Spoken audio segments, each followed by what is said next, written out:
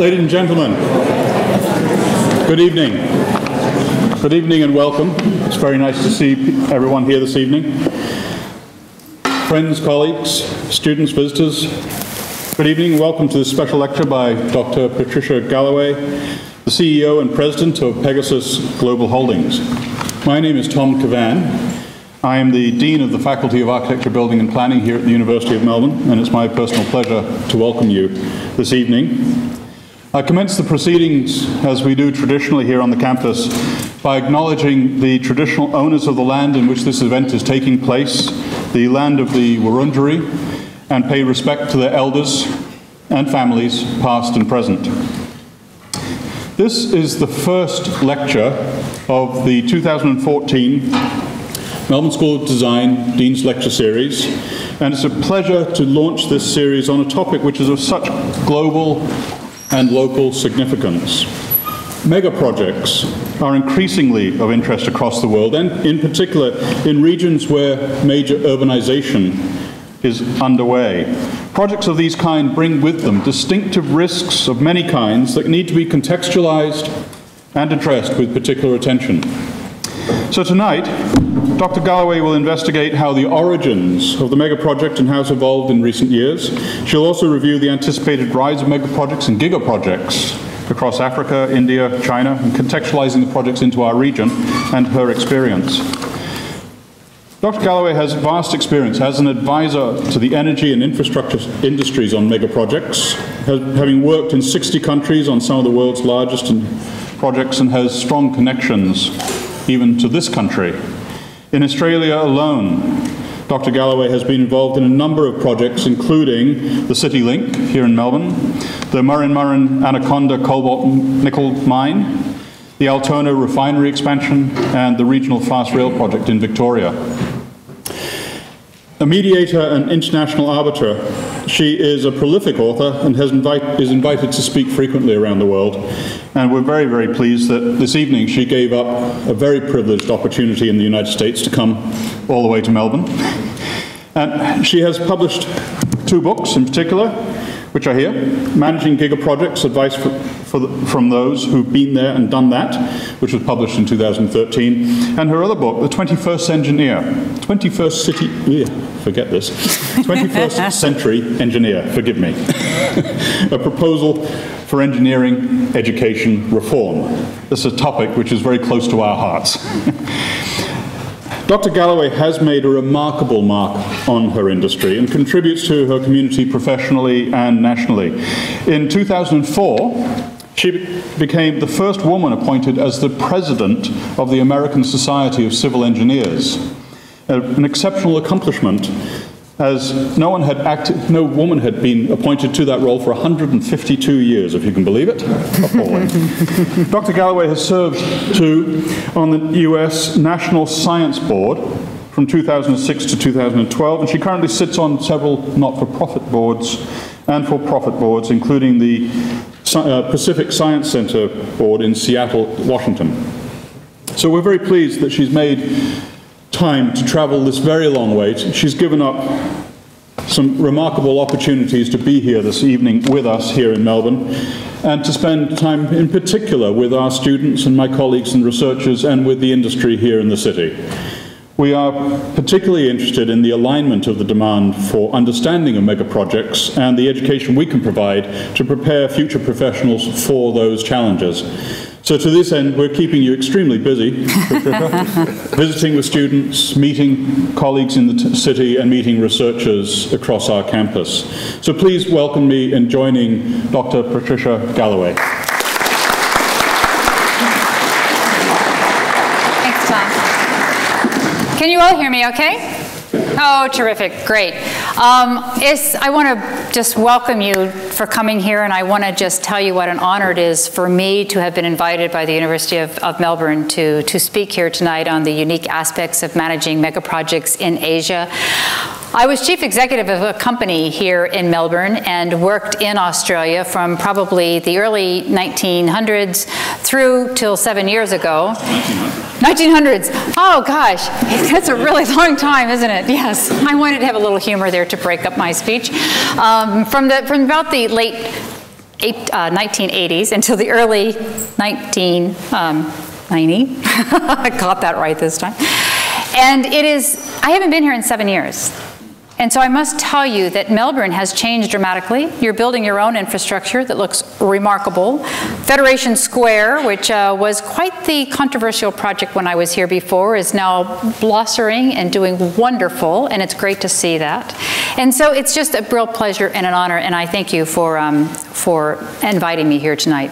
So a lot of the things that I'm going to talk about tonight are going to be taken from the book that you saw, that Tom proudly shared, on managing giga-projects from those who have been there, done that. Considers about 24 authors from around the world that have worked on some of the largest projects in the world, and I'm very proud to be one of the authors and one of the editors. And the other two editors were was Dr. Chris Nielsen, who actually is my late husband, who probably was one of the greatest minds in mega project construction and risk management that I have ever known in the world, and probably I wouldn't be here today if it hadn't been for his teachings that he mentored me in. And my business partner, Jack Dignam, is the other editor of that book, and I think that it is not a theoretical book. It comes from the heart of those who truly had to manage some of the largest and most complex projects in the world and what they truly experienced, and to give advice to others who are going to be in those roles and positions of doing that. So that's where I hope to give you some of my tidbits tonight on managing giga-projects in Asia. So in the book, I define giga-projects as those projects costing more than $1 billion that attract a high level of public attention and political interest because of the direct or indirect impacts on the community, the environment, and companies that undertake such projects. In addition, mega projects and giga projects, those that cost over $10 billion, typically have other attributes available to them, such as extended construction periods lasting over many, many years, multiple equipment and material suppliers, specialty trade contractors, project stakeholders and investors, and may have even multinational party stakeholder involvement. And so while mega projects and giga projects are increasing in number around the world, Asia is booming with them and is home to some of the world's largest projects. Asia has actually made amazing economic development in the last 20 years of the 20th century, and the area continues to develop in the 21st century. Asia was the most active area in the world in the mid-2000s, despite the global turndown in the economy. And the Asia-Pacific region remains one of the world's largest economy markets, with annual growth expected to exceed an average 7.3% until 2020, and boasts the fastest rate forecast for any region in the world. Construction activity is boosted by the international investment in infrastructure, with a growth expected to reach 135% in the next decade. So needless to say, without development of infrastructure, a country cannot be developed. And I'd like to use Japan as an example. Japan was the first in Asia to show how rapidly a nation can rise from a least developed country, as it was in the 1950s based on the GDP per capita in the world, to remarkable progress that it made in the 1960s through the 1980s. During that time, Japan not only built some of the world's largest projects in the world, it developed some of the cutting-edge technology that has been used in construction today and transferred to other Asian countries that has made construction much more efficient and economical in the way that we now construct our projects. In addition to Japan, though, we have seen another emerging country in Asia, and that being China. China has now become the leader of major infrastructure projects, not only in Asia, but in the world. Furthermore, the projects that are underway are some of the largest and some of the most controversial in the world, and raise very interesting issues as to some of the complexities in managing them. So one of the most controversial projects I'm sure that everyone is familiar with that recently was completed is Three Gorges Dam project, which was China's largest project since the Great Wall. The dam stretches nearly 0.8 kilometers high, spans 2.4 kilometers wide, and creates a reservoir big enough to bring massive cargo ships about 2,400 kilometers inland. It took a team of 20,000 workers in round-the-clock shifts, relocated 1.5 million people, and leveled more than 100 towns to build the dam. So I want to talk about that because I'm sure that many of you remember how controversial the Three Gorges Dam project was when it was being constructed. The Western world criticized China dramatically, indicating that it had dramatic environmental impacts, it was destroying major antiquities, it had social injustice, and the project should not go forward. And this is one of the aspects that I'm going to talk about tonight, because the political and social management systems and the cultural differences is one of the unique aspects that makes managing projects in Asia a very unique aspect and needs to be well understood.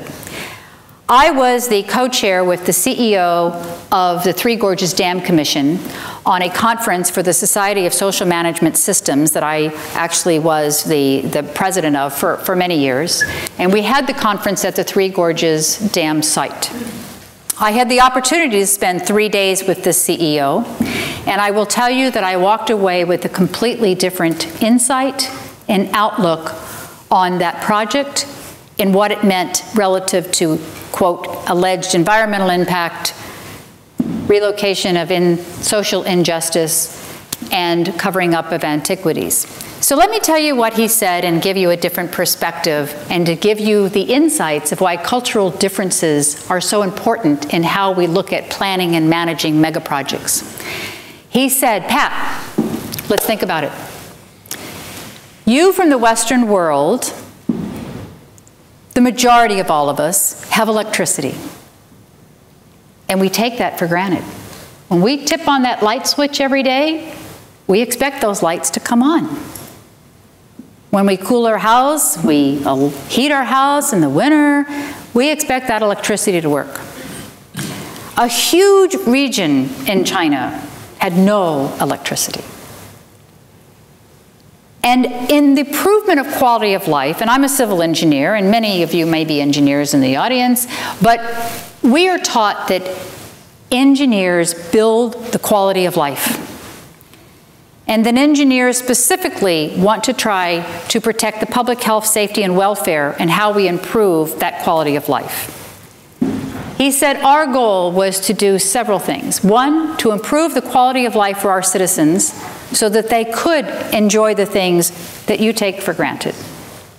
Two, we absolutely wanted to have a way to provide that energy and electricity in a clean, sustainable way.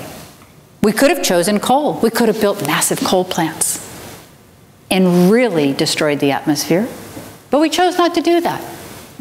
We chose to think about how we could use our natural resources for clean energy. We also were very aware of the environmental impact, and we did a huge mapping of the antiquities before we ever started that project.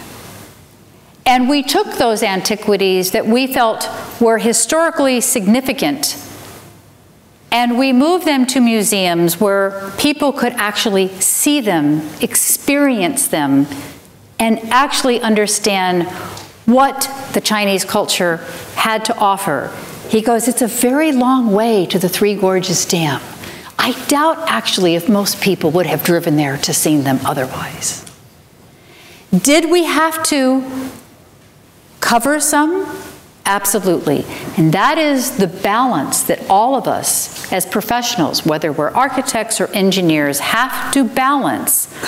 What do we do to deliver a quality of life or improve our quality of life to what we have to trade off to make that happen in our environmental systems? There's not an easy answer, and there's no right or wrong. It is a balancing decision act that we all have to think about. Relative to the social injustice, those 1.5 million people that were relocated, and I had the opportunity to talk to several families who had been relocated. They were given new homes. They were put in areas where they could still do what they had done before and given opportunities. And when I spoke with them, they indicated, I would have never had an opportunity like this to be able to house my family and to still continue doing what I do. And so for us to put our cultural perspective and judgment on another cultural perspective of what they did creates the misunderstanding, potential misunderstanding, and makes managing projects in Asia very unique when you have to have thousands of years of culture that the Asians have lived with other cultural understandings of how you work together. So it's sort of what I want to talk about tonight. And so China continues to build some of the most controversial mega and giga projects in the world. There's an organization called RepRisk, which published a report in August of 2013 of the top 10 most controversial projects in the world. The RepRisk Index is an indicator of potential reputational, financial, and compliance risk. And several of the projects have only recently started attracting criticism in the public sphere due to either a specific incident or because of the rise in the community interest. But of those 10 projects, half of them are in Asia. 2 are located in China, including China's, and excuse me if I have Chinese pronunciation incorrect, because I know there are several people from China here, so I'll give you my personal apologies beforehand on my pronunciation. China's Guyama polymetallic mine and China's Foxconn Xinhao Technology Park. China's Foxconn Xinhao Technology Park, which is a major factory for Apple and Sony projects, has faced issues with employees' health and safety concerns with, quote, reported suicides. The Guyama polymetallic mine is located in Tibet and began construction in 2008. In 2010, there was a heavy avalanche of rock and mud triggered by mining activity on the project that buried 83 workers, killing 66 of them. These issues stem around the cultural perspectives and the social management systems that make managing projects in Asia unique, and which I will continue to talk about a little bit more in detail. So controversial projects will continue in Asia as we move through the 21st century, and a lot of these are going to be centered on water. Asia is the world's driest continent in terms of per capita freshwater availability, and thus a rules, needs-based system to manage water stress, to maintain rapid economic growth, and ensure environmental sustainability is very important. But remember, China is also the geographic hub of Asia, sharing land and sea frontiers with 20 countries. So in absence of China's participation, it's going to be impossible to establish a rules-based regional order. China has established a hydro supremacy unparalleled on any continent by annexing the starting places of major international rivers and working to re-engineer cross-border flows through dams, reservoirs, barrages, irrigation networks, and other structures. China's dams serve many purposes, from generating electric power to meeting manufacturing and mining and irrigation and municipal supply water needs. China is the leader in the most mega dams in the world and is the biggest global producer of hydropower with an installed generating capacity of 230 gigawatts. China's State Council has now identified 54 new dams to the ones already under construction. But China's not stopping with mega dams. China is constructing China's largest skyscraper and will be the world's second tallest building in the world when it is completed this year at 128 stories at $2.2 billion. The $2.2 billion Gingshan nuclear power plant phase 2 will add to the Qingshan plans and will have the most nuclear reactors of any site in the world. China is also constructing one of the world's largest and busiest airports in the world, the new Beijing International Airport, scheduled for completion in 2017. And not only will the Beijing International Airport be the world's largest, the terminal at $3.5 billion is the single largest construction project in China and the third largest building in the world. A planned city, which will be completed in 2020, will cost $4.5 billion and will house about 1 million people. A $6.3 billion Xinjiang hydropower project completed in 2015 will generate 31 billion kilowatts annually. The Hong Kong Zhuhai Macau project at $10.7 billion will connect 2 regions when completed in 2016. You'll see I'm increasing in numbers, and I'm going to continue to increase. The 18.2 billion Jingwan wind farm will be the largest wind farm base in the world when commissioned this year. At 45 billion, Ningzhao's Ningdong Energy and Chemical Industrial Base will double the province's GDP and generate 30.3 billion after its planned 2020 completion. At 62 billion, the South to North Diversion Water Project is expected to divert 44.8 billion cubic meters of water to the north by 2050. And in the conceptual phase, we have the Turn of the Pearl Delta into One project, an urban megacity larger than Wales at a cost of $306.7 billion. Now that's a lot of giga-projects. However, China is not the only Asian country with controversial projects and mega-projects. We have other controversial projects in Asia, including Indonesia's Big Gossan Dam, Korea's Four River Refurbishment Project, and the cleanup project surrounding the Japanese Fukushima Daiichi nuclear plant. And what makes these projects controversial? Well, let's talk about those. The Big Gossan Dam, mine suffered a fatal collapse in May of last year in which 28 people died and the Indonesian government suspended production pending an investigation. The $19.8 billion Four Rivers Refurbishment Project in South Korea was the subject of environmental concerns and corruptions with allegations of bid rigging and government bribes, and the environmentalists have claimed that beams that were erected interrupted the river flow and had extensive damage to the local ecosystems. And moving to Japan, no one needs to be reminded of the situation in Fukushima. The latest reports indicate that it will cost Japanese yen 100 billion of the Japanese yen 1.3 trillion in cost incurred since the disaster, and may take up to 4 decades to complete the decontamination efforts. But that doesn't still compensate for the lives that were lost, heavily contaminated with radiation, and the food source, both on land and the sea, which were impacted.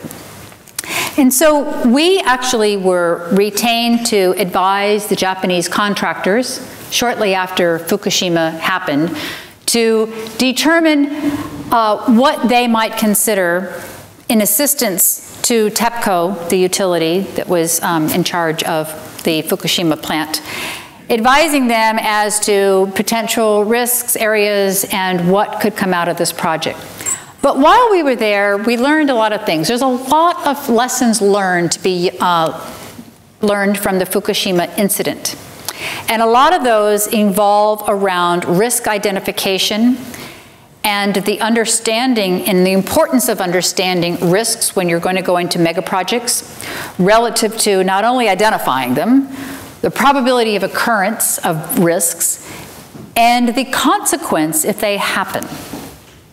Now, one thing I want to put in perspective, I do a lot of work on nuclear power in the world. It's a very clean and today very safe source of energy. And when things happen on Fukushima, it causes people to go, oh my God, the sky is falling. But I want to put into perspective really quick that the Fukushima plant is a Mark I technology, one of the earliest designs of a containment in a nuclear power plant.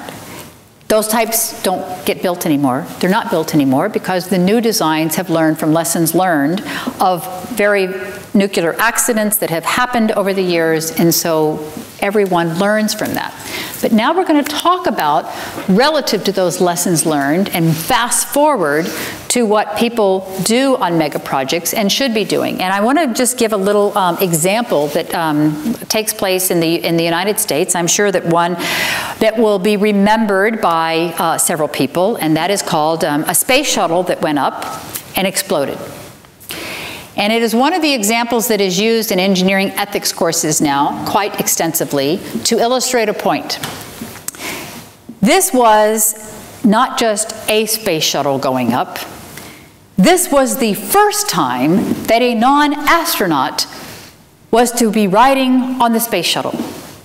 And not only was it a non-astronaut riding on the space shuttle, it was a teacher. It was a teacher that would be able to be there and sharing with the students all the excitement of space, doing experiments and seeing how great it was. And it was supposed to be a motivator to get kids interested in space exploration and to move our space program forward. It was a very cold day in Florida that day. Very unusual weather for the state of Florida in the United States.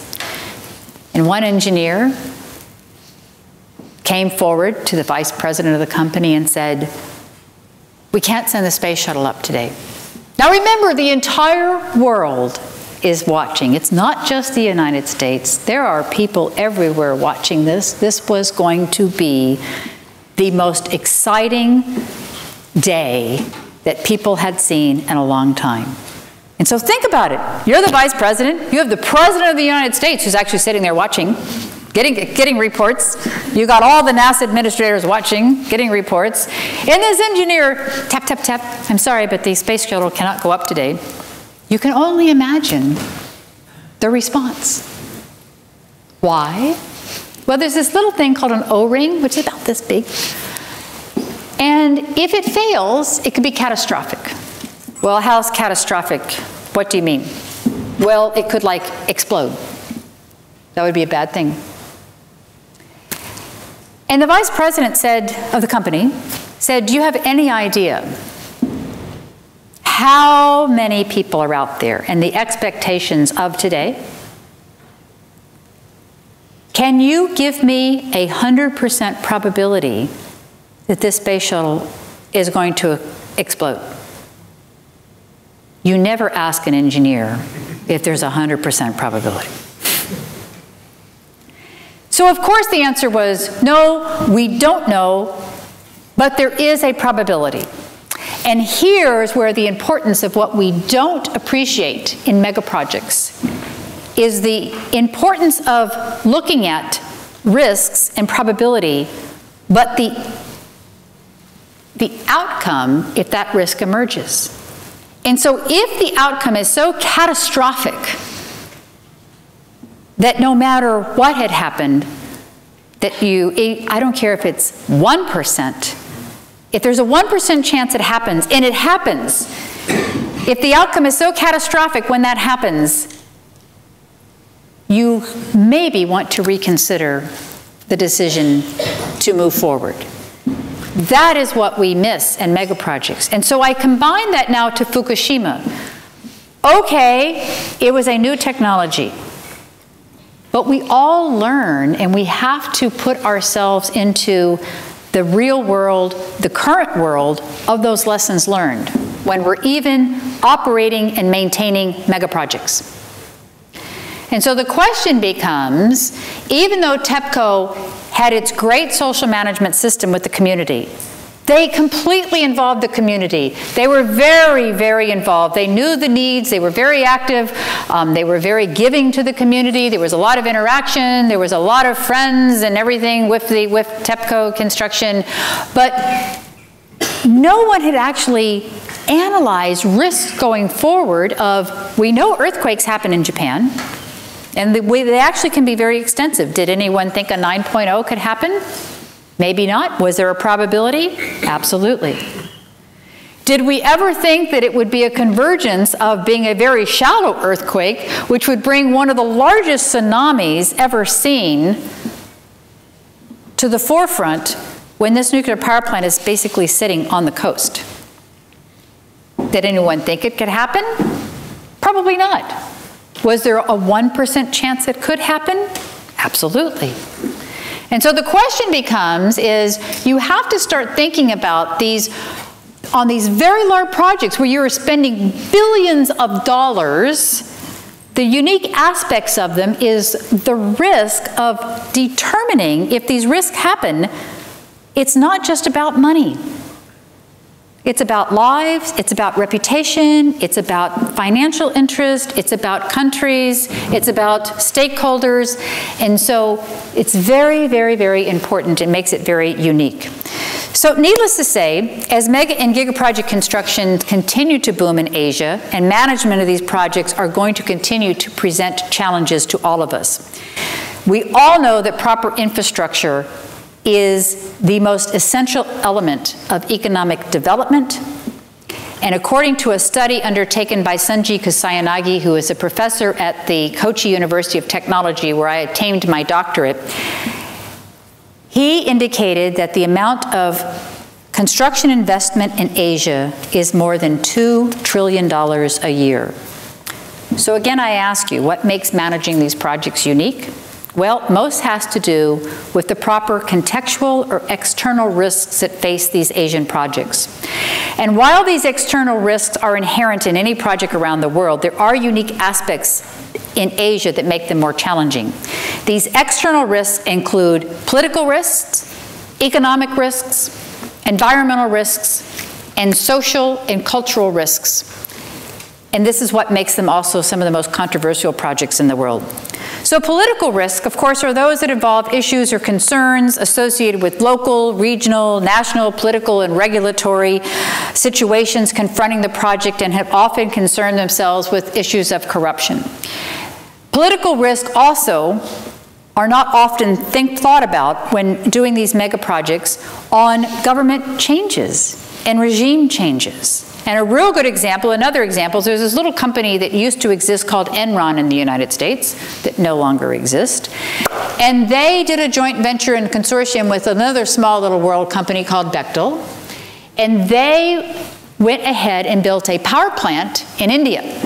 The government was all in favor of this. It was a great project. It was going to bring, again, great needs to the population, bring in that electricity, and so they went forward.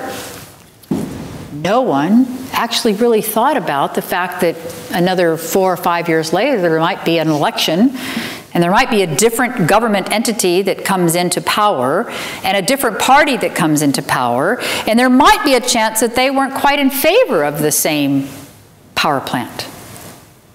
And not only did that happen, and not only did that government shut down the project, but they confiscated all of the equipment. Both companies lost hundreds of millions of dollars, and the senior executives who were involved in those companies also lost their jobs.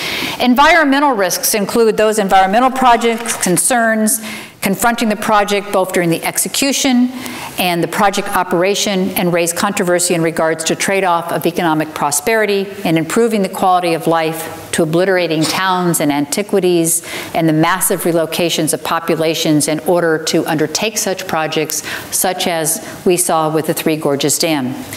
Economic risks are risks that involve issues or concerns associated with macroeconomic effects of the project on the community and the region to which the project is located.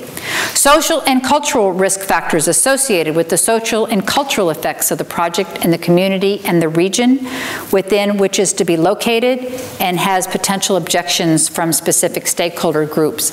It is this latter contextual risks that, in my opinion and my experience, makes managing mega projects in Asia especially unique to other parts of the world.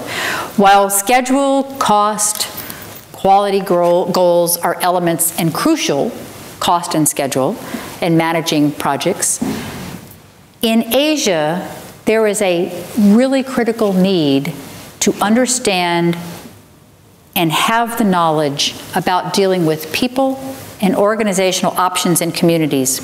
As noted by Kusayanagi-san in his chapter in the book that I just talked about that we put together, He says that one can expect when one builds in areas that have supported cultures for thousands of years, there is a greater ratio of difficulties that will arise concerning the social effects of the project, making the proper execution of the project more difficult and costly.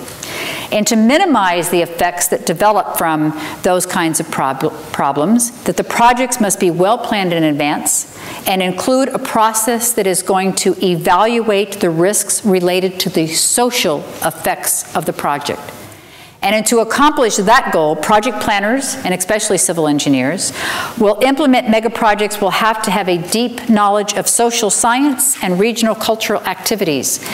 And it's going to be necessary to consider the meaning of infrastructure systems when you are putting these projects together.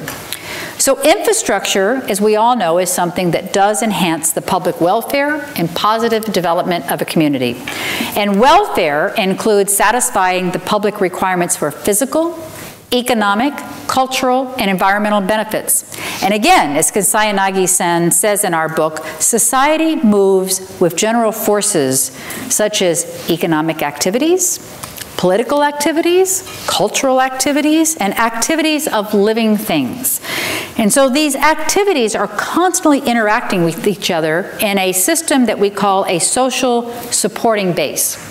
So what do I mean by that? One of the things that we do not do well in Western countries is consider the social management system around us. We don't go to the communities all the time and say, are you happy about this project? Is it going to meet your needs? Is it going to impact you visually? Is it going to have impacts in your transportation systems? Is it going to give you the ability to do something more than you did before? Is it going to detract from what you did before? We don't involve our communities enough, and when we build these projects, to determine whether the community even needs the project. We try to, as engineers and planners, to decide for people what they should need without necessarily knowing what they need. And so the social management system that consists in Asia and in a lot of the projects that I have been involved in is that there is an inherent nature to always involve the community in the planning process of projects. And this is something that we don't do well in the Western world. There are three different kinds of infrastructure that need to be considered in managing giga-projects and mega-projects in Asia. One is the natural environment in which the project is being constructed. The soft infrastructure is the social management systems that I've just talked about with the community. And the third is the civil infrastructure, which is the physical building itself, which is going to be constructed. And so Kasayanagi-san's concept states that a society is supported by this supporting base and is supported by these three different kinds of infrastructure. And that when you build mega projects in Asia, one has to understand that all three of those infrastructures should not be planned, built, and operated independently. They must be handled with the idea that they are all interconnected. Let's take an example right here. We have the new APB building right here at the University of Melbourne, which has, in addition to the civil infrastructure, it has the consideration of the natural environment around it, including the social systems such as educational systems that have to be considered, security systems that have to be considered, medical care systems that have to be considered. All of those become important when building this new building. And so the understanding of social management systems, in addition to the civil engineering and infrastructure development, is required for all future planning and the execution of mega projects in Asia, especially in developing countries where you have indigenous people and local cultures that may not accept the new technologies that you are constructing. And I want to give you an example of local cultures not understanding or accepting new technologies. I worked on a project in the Philippines, in northern Luzon, and it was for a big US company that was putting into, called a multi-purpose project. They were taking waters from 2 rivers. They were going to provide irrigation to allow 2 rice crops to be done annually instead of 1. And the water would also then follow into a powerhouse to provide electricity to a region that did not have electricity. So the Philippine government was the owner. The developer was an American company that would also have a partial ownership in this. And they had a Korean contractor that was building it. And in northern Luzon, there's a little tiny indigenous culture called the Bugalots. And the Bugalot tribe used to be headhunters. Now, we don't think that they're headhunters anymore, but I guess no one really knows. But when they started building this project, they would build these access roads. They would work really hard during the day. They would go away, they'd come back from their camps in the morning, and the roads would be covered with massive, huge trees, blocking the roads. The equipment would be sabotaged, and they would have to fix and get all that moved, and these logs were huge, and so it was a massive process. And this continued for months with little progress being made. We were brought in as advisors to the project. And one of the questions that I asked the project manager, who, by the way, we have our own cultural differences in the United States as well. We don't have to be international to have cultural differences. We have the East Coast, we have the Southerners, and we have Texas. So the project manager was from Texas. And he would have his cowboy boots on, and he'd have his cowboy hat, and despite the OSHA regulations in the United States, you would have hard hats. You know, he was in his own environment where he did whatever he wanted to do, including and insult and offend everybody around him, including the Korean contractor.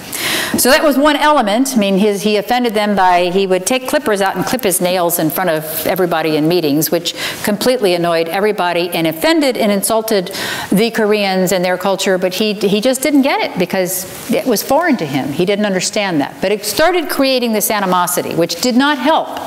Now we add the Bugalot tribes. And so I said, has anyone actually sat down with the chief of the tribes to ask him why they're doing this?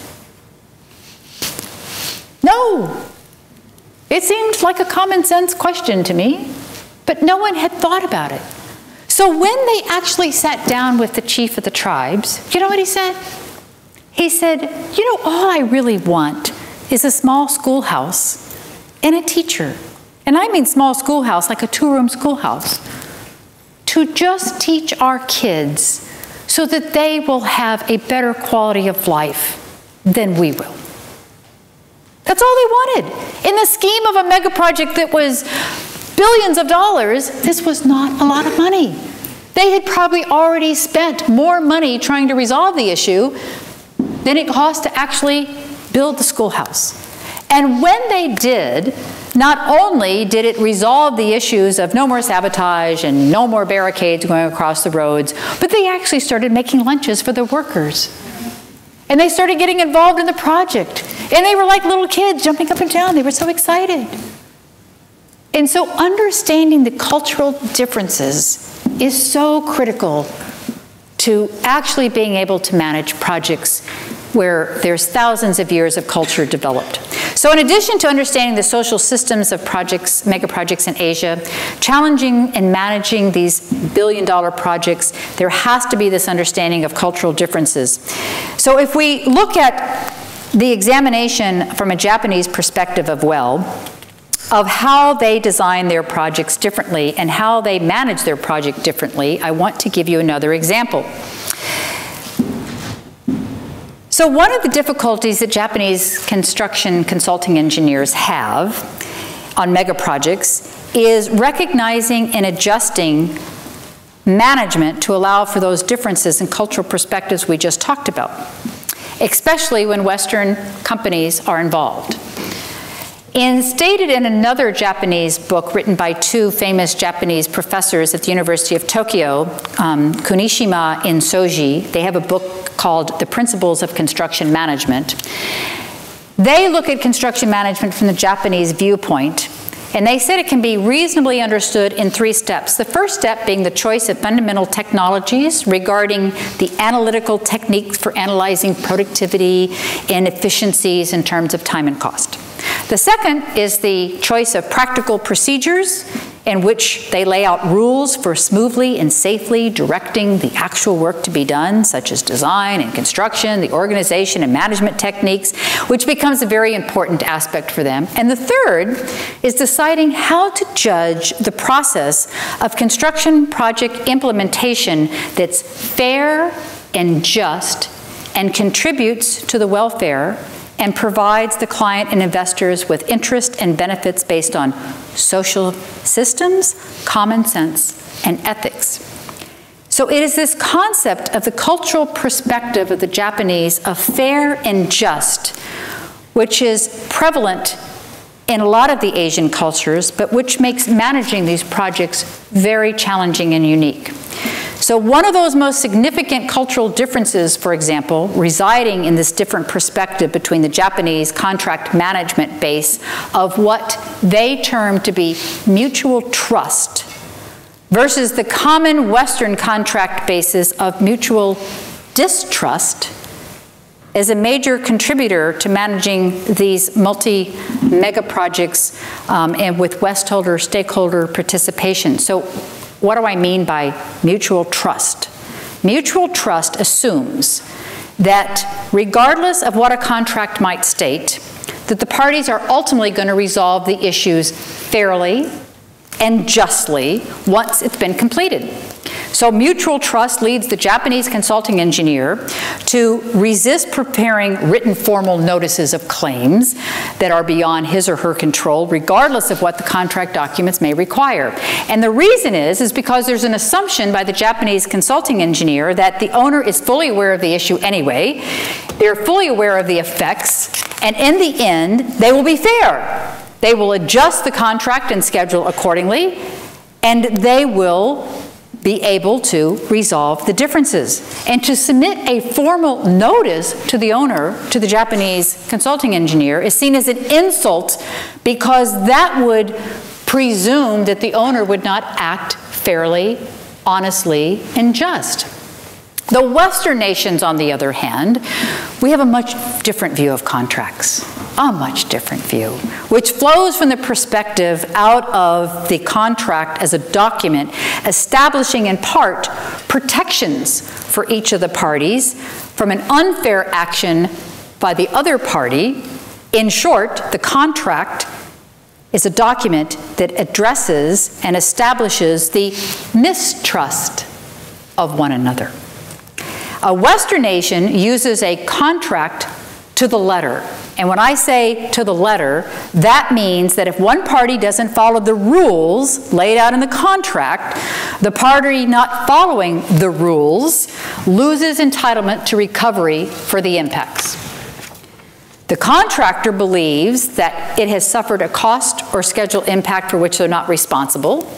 The Western owner will only recognize that impact if the contractor follows the rules as written in the contract, which means in most cases writing an immediate written notification of the effect and impact and submits it to the owner. So even if the owner is faced with evidence at the end of a project, if you have a Japanese contractor on board, that they did suffer impact, and they're fully aware of that at the end, the owner may, and often does, still reject the claim because the Japanese consulting engineer did not submit the formal timely notice as required within the contract documents. Now think about it. Both parties are acting on their cultural perspectives, and both believe they are firmly in their right. And so during mega projects where effects have project consequences seen well before the actual completion of the project, such cultural misunderstandings can have a devastating effect on the expectations linked to project goals and objectives. So the cost can be measured in hundreds of dollars and months, if not years of delay. And in our example, understanding the cultural differences between the concepts of mutual trust and mutual distrust is critical to the success of a project.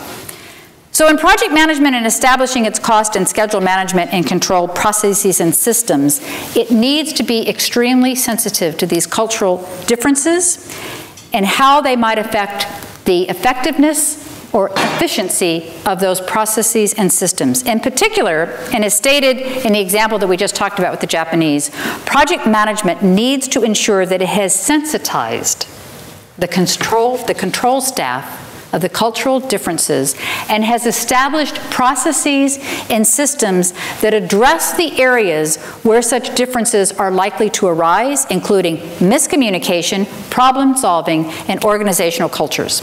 So let's talk about miscommunications. It has several sources, including differences in body language, gestures, different meanings for the same word, different assumptions made for the same situation, and different languages itself contribute to the problem. And frequently, the language barriers seem to be ignored, creating confusion and often mistrust among the parties. For instance, just a little simple thing in doing business with the Japanese, where I've done a lot of business with the Japanese. When you have your business card and you ask for someone's business card and you take it as a Westerner, if you take the card and write on it, that's a complete insult. You have insulted the person by giving disrespect to the card. If you then take the card and put it in your pocket, that is also giving huge disrespect to the Japanese who value that business card, and you are to take the card, hold the card, address them, be respectful of them, and then place the card in a personal card holder that gives the due respect to that card and to the person. And if you do not do that, you will still probably see, yes, hi, big smiles, and they walk away going, no, never again to do business with that person. So different cultures tackle problems differently. And so thus, when managing mega projects in Asia, the project management teams have to be cognizant of which approaches to use.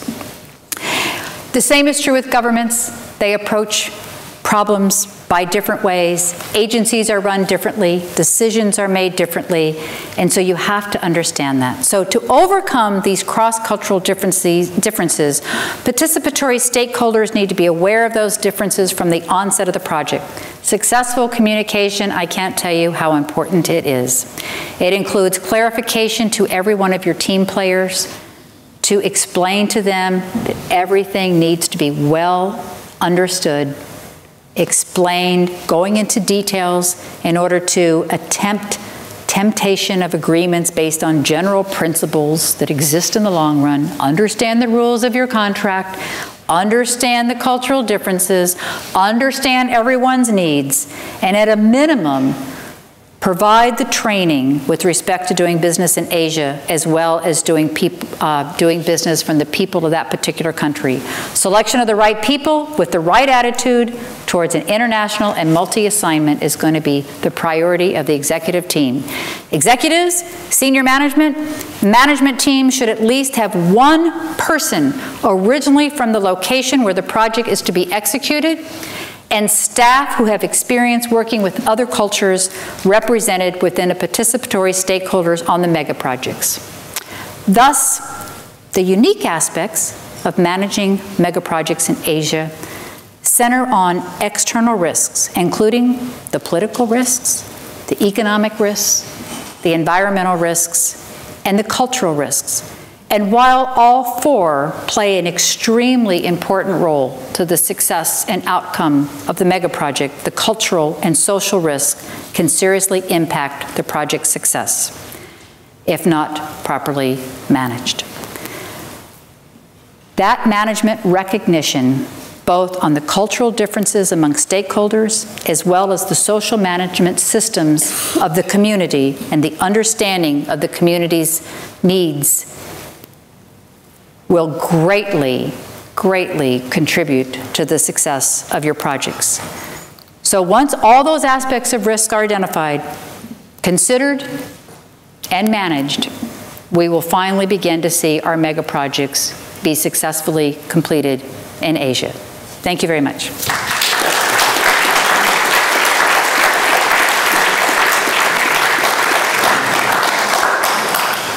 Thank you, Patricia. Thank you very much for that.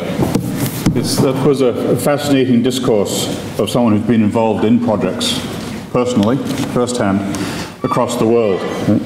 What you reminded us, I think, of is that any project we do, especially giga-projects, are societal choices, and they are not simply technical activities.